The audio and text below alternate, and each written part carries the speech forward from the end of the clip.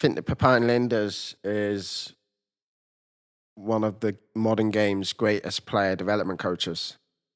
I think if we look between 2006 and 2014, when he was at Porto, and the work that he did there, and the extraordinary number of players that came through, and are now playing the biggest leagues across Europe, in the Champions League, and for the Portuguese national team.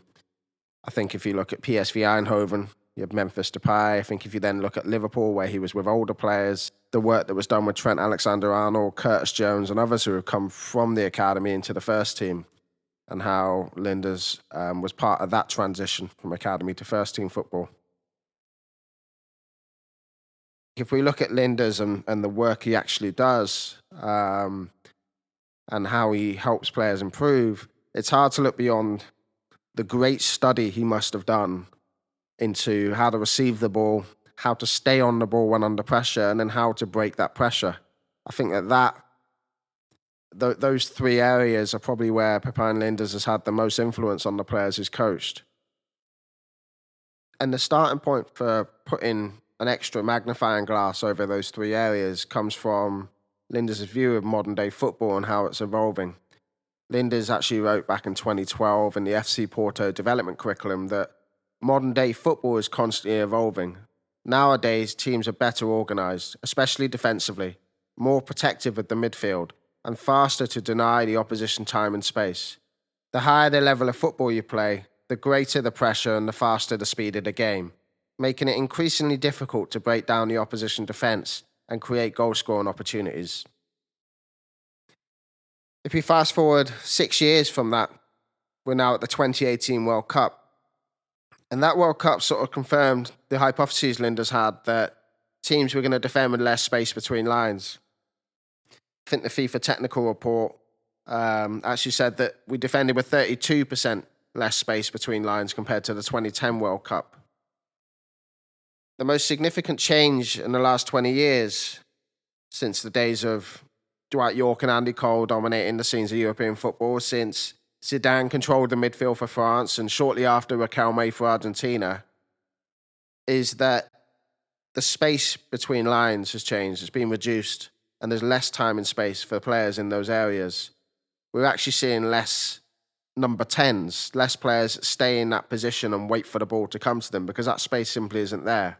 In the modern day, our football has a different set of demands for midfielders and attackers. We now need to play a different game with less time, with less space, at a much faster pace. Through studying examples of players at the top of the game, I think we can start to get a great insight into how the modern day footballer gets success despite that reduction in space. I think I must have watched nearly 150 to 200 hours of just clips of top players receiving the ball. And watching how they move and what they do in the seconds before, during, and after getting the ball. So those players that I've looked at are Xavi, Busquets, Thiago, De Jong, Santi Cazorla, and Toni Kroos, and others, but I would say they form the majority of the study. And all I tried to do is really take notice on how they manage to create and find space between lines. Tim Lees is a coach that worked with Pepijn Linders at Liverpool. Before that, he was the phase lead at Wigan Athletic for 12s to 16s. And there I saw him implement a receiving model at the club, and I think it was embraced and it was very evident in the style of play. And he broke receiving into 4 scenarios. So those scenarios were defender in front, defender behind, defender to the side, and defender on the recovering angle. I've always found it useful to merge together 3 of those. So I merged together the defender behind, defender to the side, and defender on recover angle, just because I think that they're interchangeable in the flow of the game. I've also added 2 further areas of research when analysing the top players. The first I've called Busquets and Xavi in the basics. So in that one, it was truly a study of watching deeper lying midfielders and players that are constructing the build-up and how they approach receiving the ball. And then the second, I've called escaping and rescuing moves. So those are movements where you've almost lost the ball. You've taken the touch slightly longer than maybe you wanted to, intentionally or otherwise. Or now there's a second player pressing your situation and you just need to escape that situation. And I think if we look at the first study I did, so the study is Sergio Busquets, who obviously everyone knows is a player that's celebrated worldwide for being one of the greatest holding midfielders. He connects the game so well with other midfielders and brings the ball out cleanly from the back, with or without the ball, through his positioning or through him getting on the ball. The Spain manager between 2008 and 2016, Del Bosque, once said that if you watch the game, you don't see Busquets, but if you watch Busquets, you see the whole game. What I've really enjoyed about Busquets is the way in which he uses the sole of his foot so often and keeps the ball close to him when he's receiving the ball, drawing the opponent in, sometimes without the ball, but he does it to free up time and space for players higher up the field. Busquets has a very distinctive receiving and outplaying player profile, which is made up of using V moves, but usually he's not the most elaborate player in the way he chooses to express himself on the ball. Often, the success of Busquets can be put down to just giving the right angle, the right body shape, and checking away from the ball before he receives it, or scanning. Sometimes difficult skills can look very basic, such as the one used by Kimpembe, which can ruin the entire press and help a team progress up the field and find the free man in the build-up. Kimpembe pulls the ball right under his body to remove the angle of pressure from the opponent and making it very easy to now just find the free man. So subtle. Not 15 step overs or an elastico, but removing pressure from the opponent to help his team win the game. And as with all top players who are great at changing direction, Busquets has mastered the art of the Cruyff turn to evade pressure as well. And the receiving skills that are also used by Toni Kroos, who goes to open up on the back foot only to chop it back across his body because he's identified that the opponent's trying to press his back foot. Busquets, like Xabi Alonso, also seems to find two ways to help him switch the ball. The first is very straightforward, is there's space in front of him, he takes a heavier forward touch, and he's able to go ahead and plant his left foot next to the ball and his right foot strikes through the ball to switch the ball. In the other case, he would use two touches, so he wants to go from left to right, and the ball's coming from left to right. And in this case, you'll see him receive with his right foot, then push it away with the outside of his right foot, only to then use the space to the side of him to switch the ball. Lastly, in this section about Busquets and Xavi and the basics, all great midfielders have the ability to check or to scan while the ball's coming to them, and in the 10 seconds before the ball arrives to them, they've taken in a lot of information. Professor Guy Jordet has dedicated much of his life to studying the game into small detail, and he's spoken often over the years about scanning, and he's broken scanning into 10 different areas, and two of them are scanning in relation to your teammate and when he takes the touch of the ball, and the other, it's more famous, is in relation to how frequently a player might scan in the 10 seconds leading up to them receiving the ball. Jordet's conclusions are quite decisive. Basically, the more you scan, the more likely you are to keep the ball, and the more likely you are to play forwards. His research shows that those who scan more often are 17% more likely to complete their passes. Those that scan more often are 33% more likely to complete forward passes inside the opposition's half. Jordet has outlined Lampard, Gerrard, and Xavi as three players that scan the most in his study. Lampard scanned 6.2 times per 10 seconds before he received the ball, on average. Gerrard scanned 6.1 times per 10 seconds before receiving the ball, on average. Lampard's dad, also Frank Lampard Sr., is a renowned former footballer and a successful youth coach at West Ham.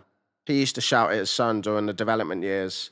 He used to shout, "Pictures, pictures." And he was doing that so Frank Lampard Jr. would start to build models and see solutions as he moved through the game. However, according to Jordet, the king of scanning is actually Xavi Hernandez. Xavi Hernandez would scan on average 8.3 times per 10 seconds before he got the ball. And remember, Xavi Hernandez is also receiving the ball over 100 times a game and completing 100% of his passes in the game too, which is remarkable.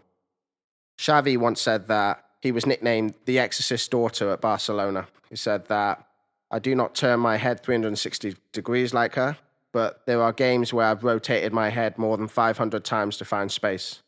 Now, that actually doesn't seem unrealistic. If you think he's receiving the ball 100 times, then he's scanning 5 times for each time he's received the ball. Xavi's scanning isn't something that he just does as he steps onto the field during the game. It's something he'll do every training session. It's actually something that he says that he's got embedded into his everyday life, that he walks into a room and he'll walk right to the back of the room or the point with the biggest vantage point so he can make an analysis of where things are in the room and be the first person to see things so he can react. The study of Busquets and Xavi is, in my opinion, the minimum that the modern midfielder needs to master.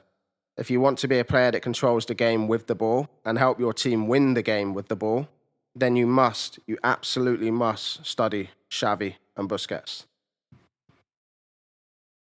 Moving slightly further forward, higher up the field in midfield, the modern game needs players that can receive while being marked from behind.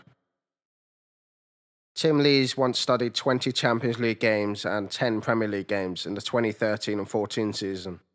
And he found that midfielders were in situations where the defender was behind them to the side or on the angle 80% of the time, and that 20% of the time the defender was in front of them.